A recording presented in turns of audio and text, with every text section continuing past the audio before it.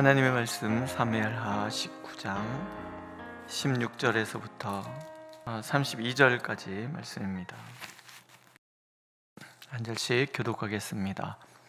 바후림에 있는 베냐민 사람 게라의 아들 시므이가 급히 유다 사람과 함께 다윗 왕을 맞으러 내려올 때에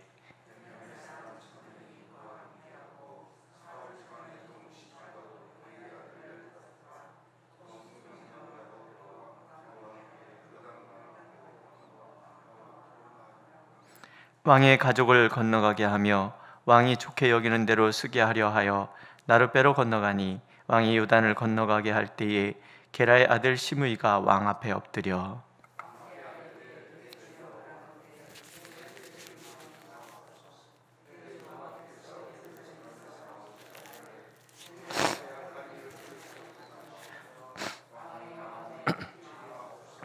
왕의 종 내가 범죄한 줄 아옵기에 오늘 요셉의 온 족속 중 내가 먼저 내려와서 내 주왕을 영접하나이다 하니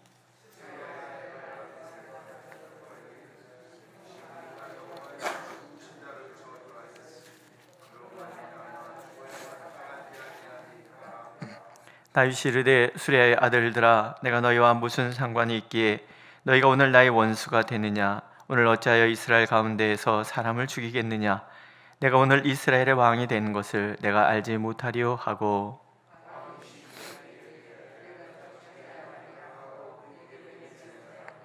사울의 손자 무비보셋이 내려와 왕을 맞으니 그는 왕이 떠난 날부터 평안히 돌아오는 날까지 그의 발을 맵시내지 아니하며 그의 수염을 깎지 아니하며 옷을 빨지 아니하였더라.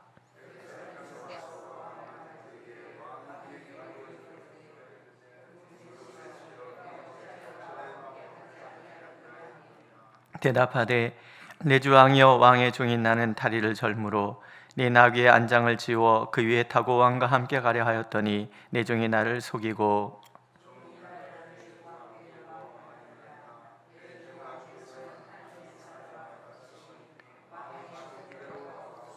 내 아버지의 온 집이 내 주 왕 앞에서는 다만 죽을 사람이 되지 아니하였나이까 그러나 종을 왕의 상에서 음식 먹는 자 가운데에 두셨사오니 내게 아직 무슨 공의가 있어서 다시 왕께 부르질 수 있사오리까 하니라.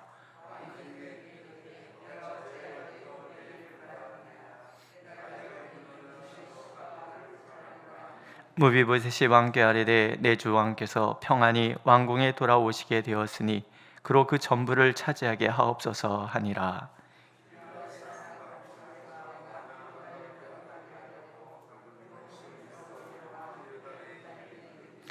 바르실레는 매우 늙어 나이가 80세라.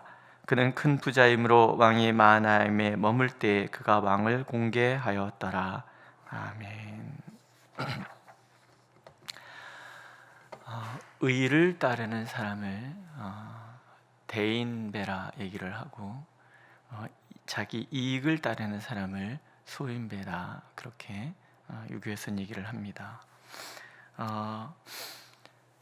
기회를 따라서 자신의 이익을 취하려고 하는 자들을 우리는 기회주의자라고 얘기를 하죠. 그러나 기회주의가 결코 끝이 좋지 않은 이유는 결국 그 기회가 끝났을 때 자신의 그 모든 본색이 드러나기 때문에 그렇습니다. 오늘 성경에 보면 기회주의자 두 사람이 등장하고 의를 따라 행한 사람 두 사람이 등장을 하죠. 먼저 기회주의자들이 등장을 합니다. 한 사람은 시므이, 또 한 사람은 시바죠. 무비보셋의 종 시바가 다윗이 정신없이 도망갈 때 찾아와서 공개를 하지만 그러나 무비보셋에 대한 모함을 통해서 그 땅을 네가 다 차지해라 이런 이야기를 듣잖아요. 아마도 시바는 왕이 다시 살아서 돌아오지 않을 것이다 이렇게 판단을 했던 것 같습니다. 또 한 사람이 시므이죠. 우리가 읽었던 것처럼 다윗이 피난 가는 행렬을 바라보면서 돌을 던지고 욕을 하고 막 이런 일을 했잖아요. 그러나 오늘은 왕이 돌아오니까 제일 먼저 베냐민 사람 1000명이 끌고 와서 요단강을 건너갈 수 있도록 그렇게 합니다. 그리고 무릎 꿇고 빌잖아요. 그때 제가 정신 나가서 헛소리 했으니 용서해 달라 이런 얘기를 하잖아요. 아비새가 그 모습을 보면서 화가 나지요. 여호와의 기름 부은 자를 저주했으니 죽어 마땅하지 않습니까? 왜냐하면 전에 다윗이 아말렉 청년이 사울과 요나단의 그 전리품을 들고 와서 내가 왕을 죽였다, 그래서 상 받을까 했을 때 의를 새기잖아. 어찌 네가 여호와의 기름 부음 받은 자 죽이기를 주저하지 않았느냐. 그런 것을 아비새가 알고 있잖아요. 지금 너무 기분 나쁜 사람이고, 이 사람이 존재하는 한 두고두고 왕국에 걸림돌이 될 것이라는 걸 아는데 이 기회에 그냥 이 사람을 없애는 것이 어떻겠느냐, 뭐 이런 얘기를 하는 거죠. 근데 다윗이 이들을 받아들입니다. 이런 얘기를 하죠. 지금은 원수 맺을 때가 아니라는 거죠. 이스라엘의 대통합을 이루어야 하는 그런 시기라는 거예요. 무비보셋에게 왔어요. 무비보셋은 다윗이 왕궁을 떠난 날부터 돌아오는 이날까지 씻지도 않고 수염도 깎지도 않고 옷도 그냥 꾀죄죄하게 그러고 있는 거예요. 기다리고 있는 거예요. 왕이 오해를 전에 들은 얘기가 있으니까 오해는 풀어야 되잖아요. 너 왜 안 따라왔냐, 이러저런 이야기를 합니다. 제가 나귀를 타고 가려 하지만 저는 두 다리가 다 절뚝이기 때문에 스스로 할 수 없습니다. 제 종이 속여서 이렇게 제가 못 따라갔습니다. 뭐 이런 얘기를 하는 거죠. 근데 다윗이 시바를 처단을 해야 되는데 그러지 않습니다. 무비보셋에게 너희 땅을 둘로 나누라. 둘 중에 두 개 아니겠습니까? 어려울 때 공개해 준 것이 고마움도 있고, 속였지만 또 지금 시바를 처단한다는 것 자체가 이 나라의 통합을 이루는 데 도움이 되지 않기 때문에 그래요. 시바는 이렇게 넘어갑니다. 왜냐하면 무비보셋 때문에 그런 것 같아요. 무비보셋이 왕이시여 다 갖게 하십시오. 저는 왕이 돌아온 것만으로도 충분합니다. 오해가 풀리고 또 무비보셋에게 충성된 그 말 한마디 때문에 지금 이 문제가 생길 상황이 조용하게 넘어가게 되는 거예요. 의를 따라 행한 사람의 모습이지요. 또 바르실레라는 사람이 또 있잖아요. 부자인데 이가 요단강 저편에서 다윗이 고생할 때 끊임없이 부자로서 왕이 줄이지 않도록, 백성이 줄이지 않도록 공개를 했단 말이죠. 그래서 왕이 고마워서 왕국으로 같이 돌아갑시다. 내가 당신을 이제 공개할 것입니다. 대접해 주겠다는 얘기죠. 근데 이런 얘기를 해요. 내 나이가 80입니다. 좋은 음식을 먹은들 알며 좋은 음악과 좋은 공연을 본들 내가 알겠습니까? 저는 그저 왕이 건강하게 돌아가시면 그뿐, 그저 이렇게 요단을 건너게 하는 것이 제 역할이었을 뿐입니다. 그저 마음에 빚이 있으시다면 제 아들 기맘이나 어떻게 하는 왕께서 잘 돌봐주십시오. 아무런 사심 없이 충성을 행하는 그런 사람, 시종일관 똑같잖아요. 무비보셋도 시종일관 똑같고 바르실레도 시종일관 똑같은 거예요. 그러니까 우리가 주목해야 될 것은 성경이 뭘 얘기하려고 하느냐 하는 거죠. 기회를 따라서 행하는 사람들은 결국은 그 종말이 좋지가 않다는 거예요. 지금은 대통합의 시대이기 때문에 심의를 그냥 살려두지만 두고두고도 심의가 국가의 걸림돌이 된다는 것을 다윗이 알고 있어요. 그래서 말년에 아들 솔로몬에게 왕위를 물려주면서 지시를 하잖아요. 그가 그리하였다. 내가 그때는 대통합 시기이기 때문에 넘어갔지만 그냥 두어서는 안 된다. 왜냐하면 하나님의 나라가 또 다른 위험에 빠져서는 안 되기 때문에 이런 당부를 하고 다윗이 나중에 죽잖아요. 하나님께서는 누가 진정 복 있는 사람이냐는 얘기죠. 기회를 따라서 오만한 자, 죄인의 길, 이런 길을 가는 사람들을 하나님은 함께 하시는 것이 아니라는 거죠. 시편 37편에 보면 악인이 잘 되는 것 때문에 분노하지 마라, 화내지 마라. 그들은 결국 풀이 베어서 말라서 사라지는 것처럼 속히 사라질 것이다. 오직 하나님의 말씀을 따라서 의를 행하는 사람들은 하나님이 기억하시고 그들은 두고두고 그 길을 하나님께서 인도하시며 후대까지도 하나님께서 책임져 주신다라는 거예요. 하나님은 잔머리 굴리는 사람 절대로 안 좋아합니다. 하나님의 뜻 안에서 크게 멀리. 그럼 도대체 다윗은 어떻게 이런 마음을 먹게 되었을까? 이게 이제 우리가 사무엘서를 읽어가면서 시편을 병행해서 읽어가야 되는 이유가 뭐냐면, 사무엘서는 역사가의 시각으로 다윗의 공과사를 평가를 합니다. 객관적인 기록입니다. 그런데 시편은 개인적인 이야기예요. 그러니까 다윗이 이 상황을 지나가면서 어떤 마음으로 하나님 앞에 있는지 본심을 들여다볼 수 있기 때문에 우리가 시편을 병행해서 읽어야 되는 거예요. 이즈음에 지은 시가 시편 60편입니다. 60편에 다윗이 이런 고백을 하나님께 합니다. 하나님이여, 주께서 우리를 버려 흩으셨고 분노하셨사오나 지금 우리를 회복시키소서. 주께서 땅을 진동시키사 갈라지게 하셨사오니 그 틈을 기우소서. 땅이 흔들림이니이다. 주께서 주의 백성에게 어려움을 보이시고 비틀거리게 하는 포도주를 우리에게 마시게 하셨나이다. 지금 땅이 갈라지고 민족이 분열이 되고 있는 거예요. 나라가 통째로 찢어져서 지금 정신없는 전란을 치르고 있단 말이죠. 원인이 뭐예요? 자신의 죄 때문이에요. 내 죄가 얼마나 크기에 나라가 나뉘어지고 수많은 젊은이들이 전장터에서 죽어가는데 장마치 2만 명이 넘는 젊은이들이 죽고 압살롬까지 죽었단 말이죠. 하나님 앞에서 이 깊은 회개와 또 성찰, 그 마음으로 하나님 앞에 지금 서 있는 거예요. 그러나 그럼에도 불구하고 하나님의 그 심판의 때에 하나님을 멀리하거나 두려움에 빠져서 주저앉아 있거나 그러지는 않습니다.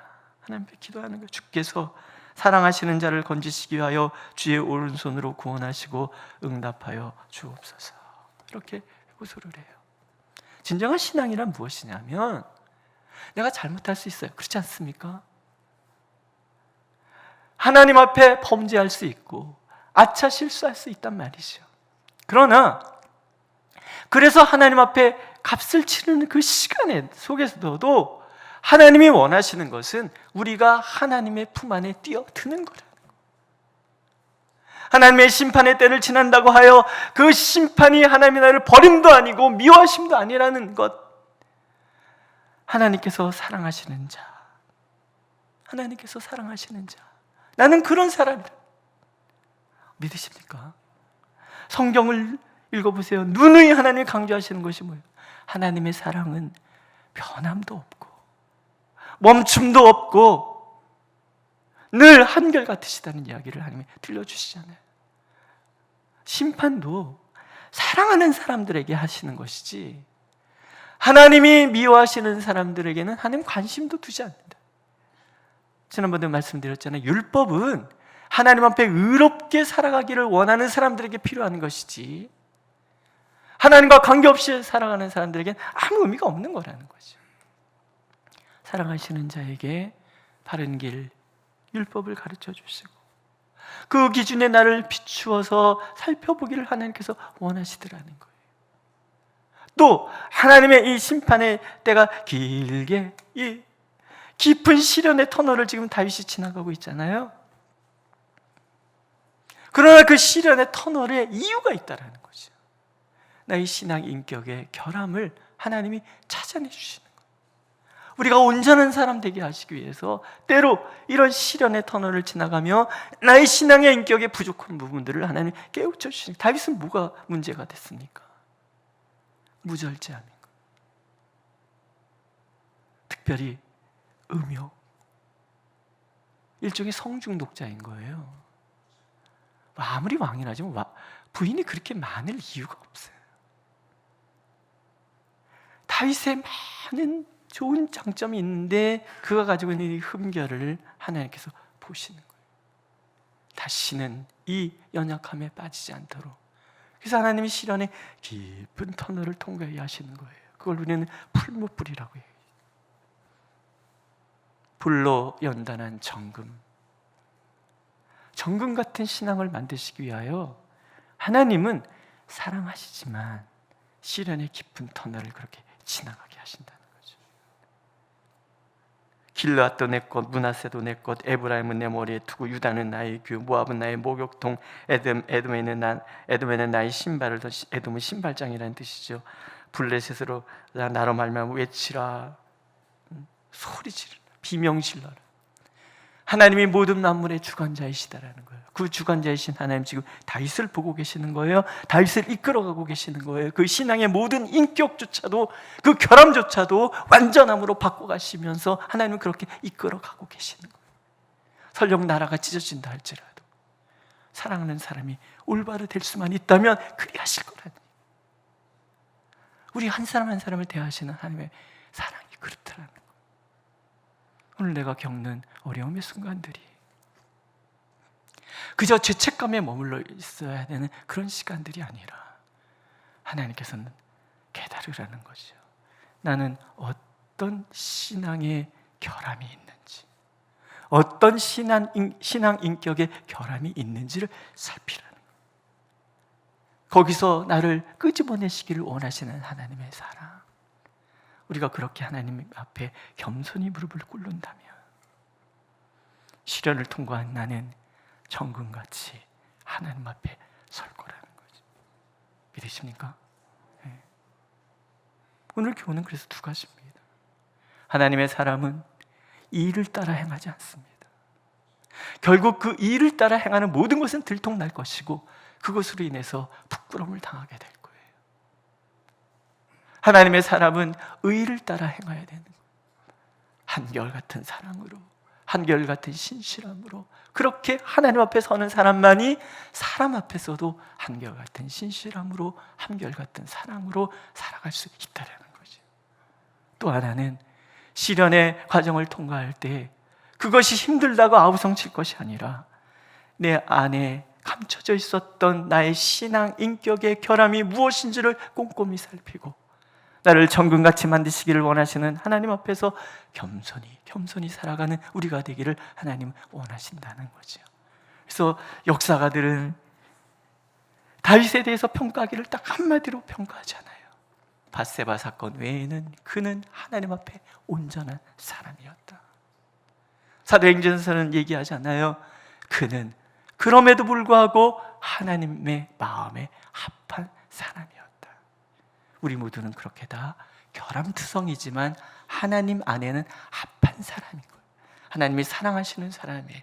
그 하나님의 손길 안에 있음을 기뻐하시고 오늘의 시련이라 할지라도 이겨내고 승리하는 우리 모두가 되기를, 그래서 성숙한 신앙의 인격에 도달하는 우리가 되기를 하나님은 오늘 간절히 원하고 계십니다. 기도하겠습니다.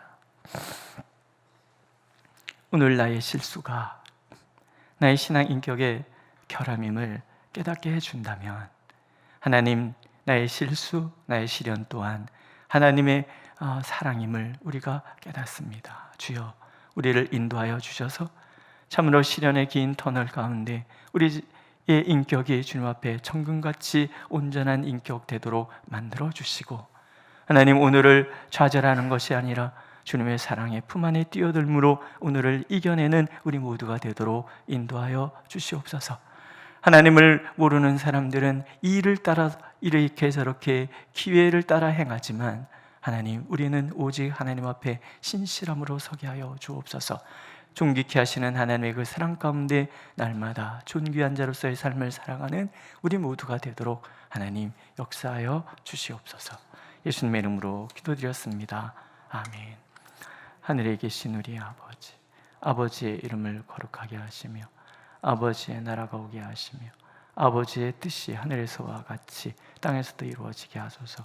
오늘 우리에게 일용할 양식을 주시고 우리가 우리에게 잘못한 사람을 용서하여 준 것 같이 우리 죄를 용서하여 주시고 우리를 시험에 빠지지 않게 하시고 악에서 구하소서. 나라와 권능과 영광이 영원히 아버지의 것입니다. 아멘.